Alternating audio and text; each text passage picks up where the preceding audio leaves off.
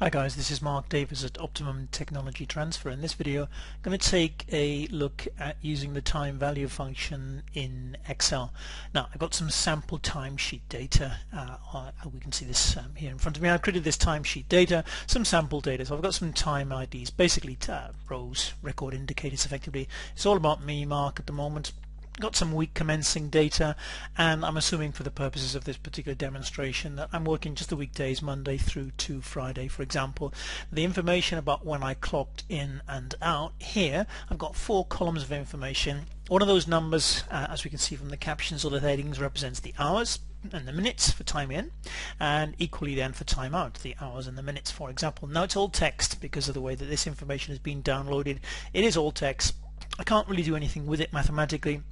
So I'm going to need to change that data somehow, and I'm going to use the time value function to do exactly that. So over here somewhere I will just create a new column heading and I'll call it time value, for example, and do a quick bit of format painting there.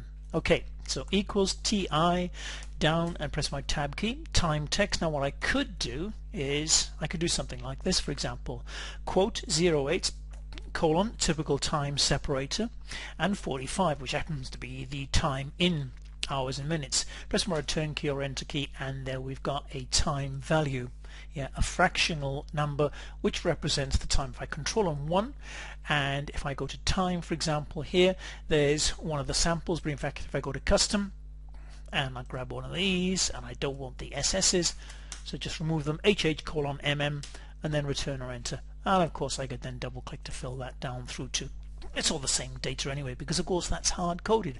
Let me control and Z and control and Z and control and Z once again to be back to an empty cell. Now how do you make that a little bit more kind of Excel best practice, not using numbers, using cell references? And of course I'm going to be using the cell references for my time in and time out with hours and minutes.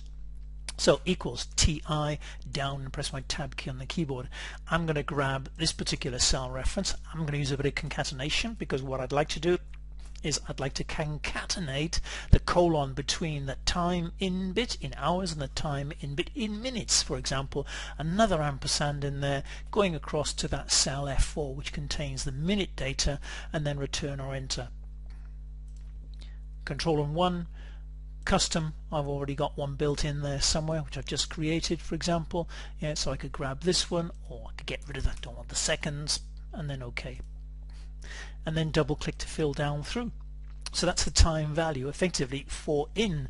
Let me just modify that, and then what I want to do is the time value for out in a very similar way indeed, of course. So what I can do, just change that heading there, is I can equals, good old time value function, and what am I doing? I'm picking up the out in hours, again ampersand, quote, colon, quote, ampersand, and then the minute, and then return or enter, and of course I could do a little bit of format painting, I guess, here, couldn't I? And then double click to fill that down through too.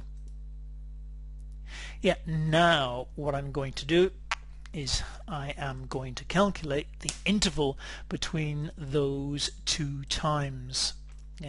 So I could do something like this, equals the time out minus the time in, and then double click to fill down through. Now the problem is, because some of these I'm kind of doing shift work, it's from morning to evening, or it's from evening around to morning once again, for example. So that's a little bit of a problem, to say the least. Simple solution, I'll just press my F2 function key. What I'm going to do is I'm going to use the mod function.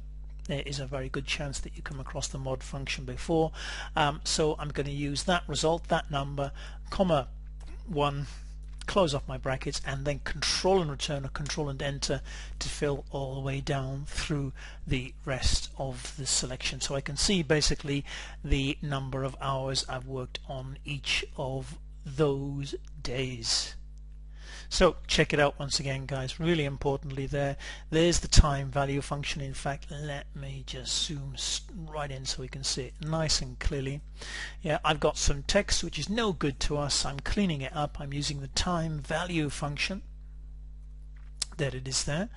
Let me widen that so you can see it even more clearly. There's the time value function, bit of concatenation in there. So take whatever's in cell E4, join it to the colon separator, typical colon separator for times, HH colon MM colon SS, for example. That's a good chance, of course, that you're already aware of that. I've done exactly the same for the out. And then what I've done is to calculate the difference between those two values to determine how many hours I worked on each of those days. And I've also thrown into the mix the mod function there, because otherwise we have problems with negative numbers when we're dealing with times in Excel. That's it. I will just leave that F2 on that particular formula.